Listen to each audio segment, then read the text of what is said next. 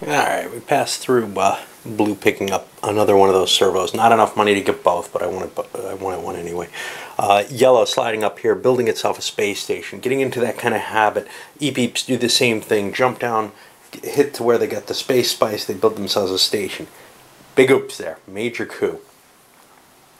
Red says, hey, I can cut in there if I get a good roll on the telegate with the 6. I got jump start. I'm going to jump to a telegate. This is my first location. Succeeds in rolling where he can get there. Bang, he's in there and able to take advantage of that station. White's going to get some cut of it, but he's only going to get 2 of the demand markers instead of the best 2. He'll get the second 2. It may work out not too bad for him, but it definitely was a huge advantage for Red to have the E-beep station there, placed there. Always kind of dangerous when you build one. You don't know who's going to cheat you out of what you want. Well, it didn't turn out too bad for White because not only did he get the income off of Red, but another demand for Space Spice showed up, so he's not cut completely out. Yes, he's 40 bucks behind on each of his sales, perhaps. But still, it's an improvement. Now, we swing through Black, who made his delivery. But then Green moved here. Now he's got a choice. He's armed with a laser. I was a little mistaken when I talked about when you combat. Even the defender can win. If he wins the attack and gets a positive value and the attacker does not, he can hit something and steal something, which wouldn't be a good condition for Green because, for example, he could lose these valuable immortal greases here. On the other side, there's not really, there's a lot of value here that he could take away, but it's not that big a thing.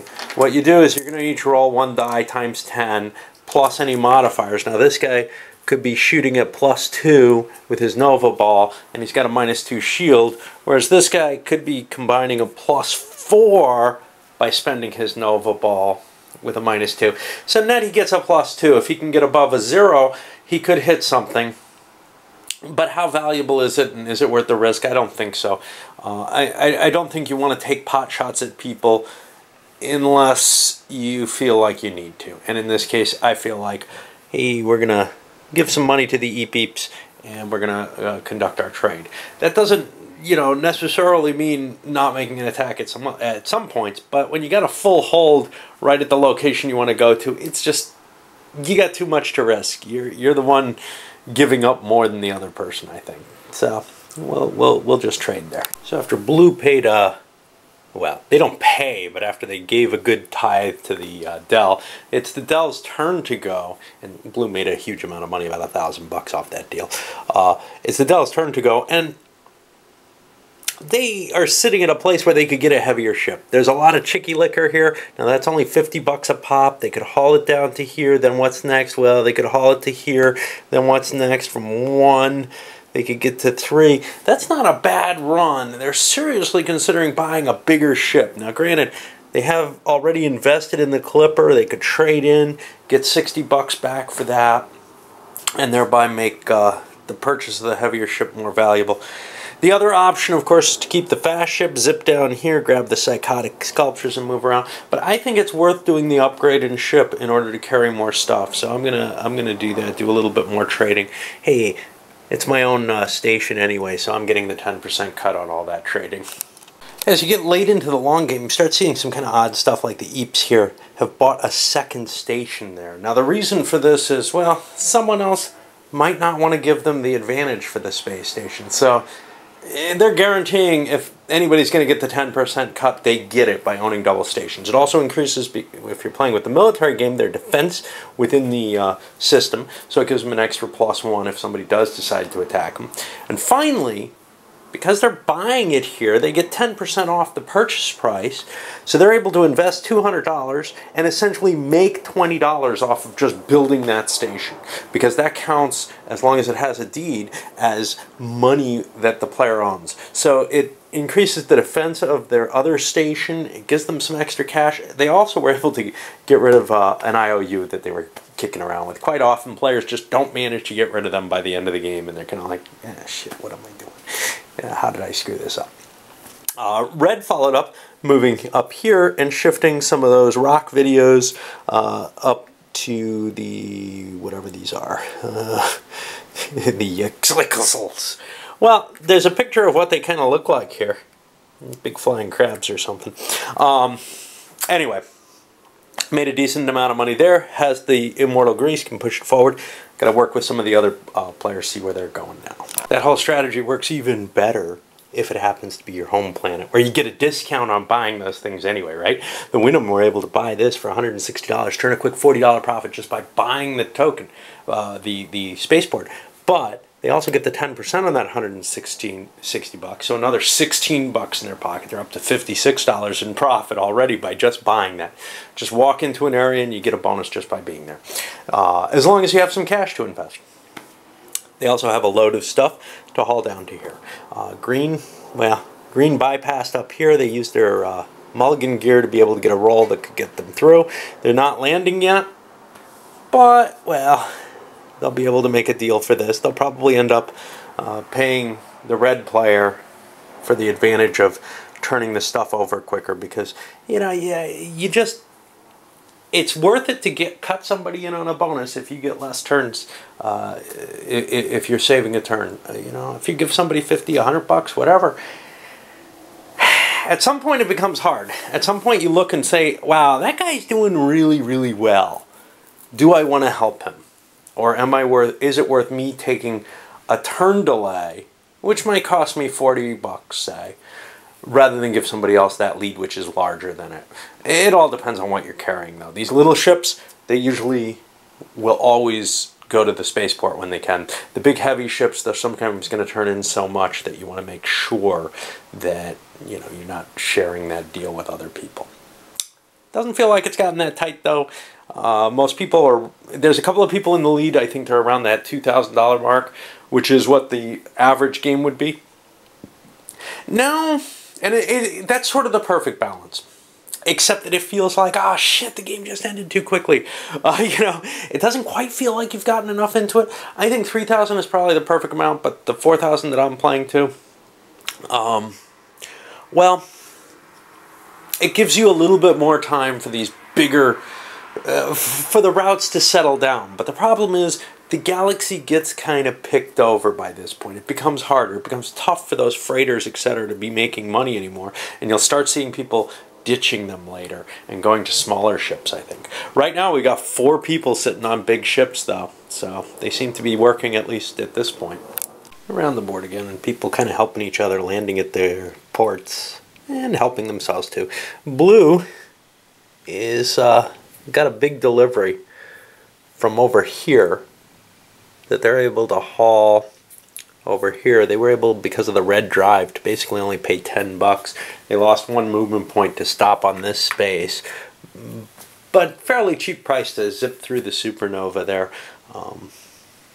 Some of the others, white has kind of a tough call, if I recall correctly. They landed here, weren't able to make it up to the red space. The die rolls, whatever, didn't work for them. What that meant is, well, they saw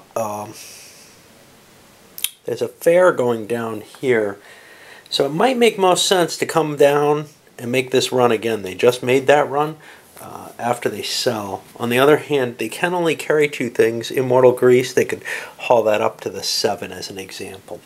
But there's nowhere to go from here. Red's already hit there and noticed, hey, I can't fill my hold. Now what? That's a tough call. This fare to base just showed up, so they didn't get to pick that up. They'd have to spend another turn to stop and grab that and run down there. That doesn't look terribly valuable. These small ships have a hard time carrying passengers, even though they have an easy time shifting to them, because usually only one shows up at a time, and the only ships that are usually able to afford putting a drive on board so that they can carry a fare without wasting a whole space for them are the big freighters. But we got one big load coming down this way that can sell down here. There's no bonus on Chicky Licker there. It's somewhere where I think they had a bonus on it, but I can't remember where. Way over here. That's just too far away. People rocking around, really trying to take advantage of these spaceports of their own, especially like Black coming in here with a big load of stuff. Now buying a bunch of mulch wine, that's not very big turnover. That only makes 40 bucks a pop, and he has to run it all the way over here. Sometimes it may be better to kind of limp down. You could grab this and make another run here, but there's not a lot of pieces there. So, you know, it's like, well, if I gotta fill my... If I've got these big ships, I've got to fill my hold. And that's what makes it tough, is as these big ships start coming, they start really draining the commodities from the field. And then they make the big ships much, much less economically effective. Now, right now, we've got 4 people sitting on the bigger ships with 2 of them on the huge ones. And that's really kind of unbalancing the situation. They're not necessarily doing well. You know, when you're hauling stuff that's only making 40, 50 bucks an object, you might be better off running those littler ships. The transport doesn't seem too bad, but the Clipper with its 4 dice is able to move around. The Nick were able to jump what were they came from? Geez, I don't know. I think up here they flew through the Telegate, ran through there. Were able to make a quick drop off at their own port, buy a bunch of 1s, and now the question is, well, if they can fling through and make it through this 4 Telegate, which with the Mulligan deal gear, they should be able to do that. Then they can sell stuff over here, turn it around. These are only 40 bucks. These guys are 60. Generally, you like the bigger payout stuff as you get to this point in the game, but you only have so many options. In some ways, you really do want to just haul a bunch of stuff if you can. Even if you can make bigger profits with smaller on the per item basis. The problem is that the quantity goes down, and well, we're seeing that now. Now the Dell has a really painful choice. They just blew a lot of money and gave a lot of money to the Nick, a couple $100 worth of money to the Nick, on a big sale and then a huge purchase of all these psychedelic or psychotic sculptures. They have a lot of cash still in their hand. And it's kind of a weird thing when you lose money at this point where you know, it feels like when you're drained down to low, you've done something wrong, and they don't have a whole lot here, but they have enough to turn around and buy a combined drive, which is an expensive piece of equipment, $300. Usually people don't buy it. It's tempting, especially with this slow freighter. They've got an extra space on it right now. It doesn't look like there's a lot of big shipments going to happen for a while. What the combined drive allows you to do is skip all red and yellow spaces. Now that's 2/3 of the board, I think. You know, at least 2/3 of the colors, but I think there may be more yellows than there are reds.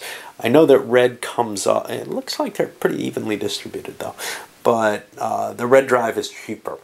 You could buy a red and a yellow drive, and I think you're allowed to use them both. That takes up a whole hold though.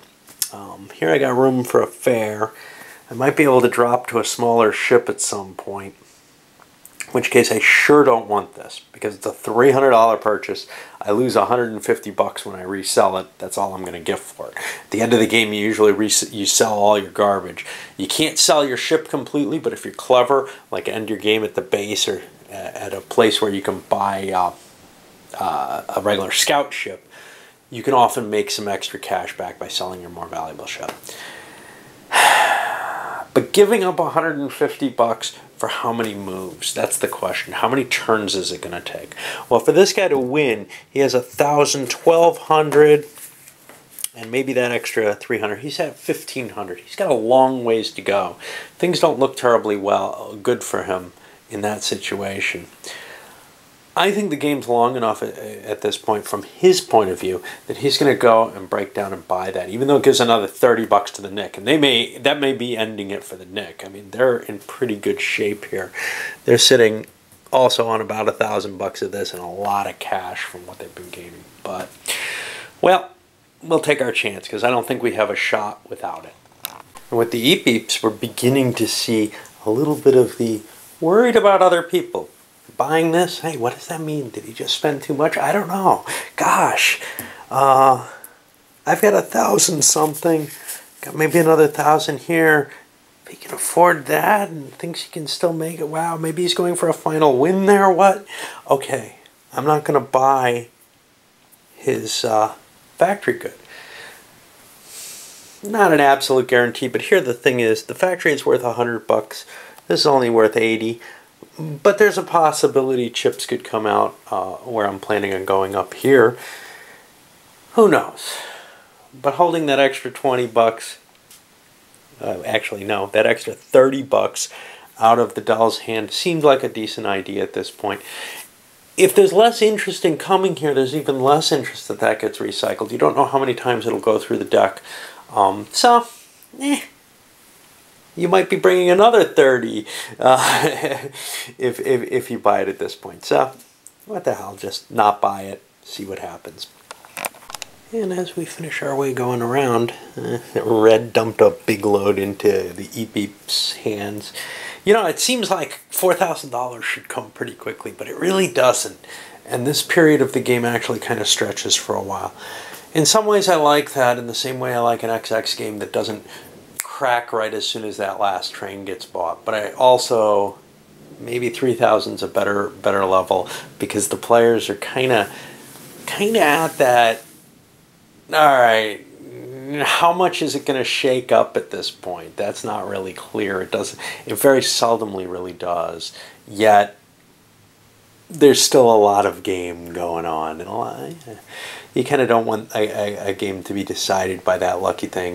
In a lot of ways, though, this game comes down to, hey, a couple of people are close at the same time, and somebody makes their run, and cash on hand may not even tell you who's winning. You know, whatever total value, you got to be in the same range, but somebody might be hauling a fortune worth of stuff on one of their ships that could well easily have given them the victory, or, you know, puts them in second place or whatever, if the game only lasted a couple turns more or something, you know.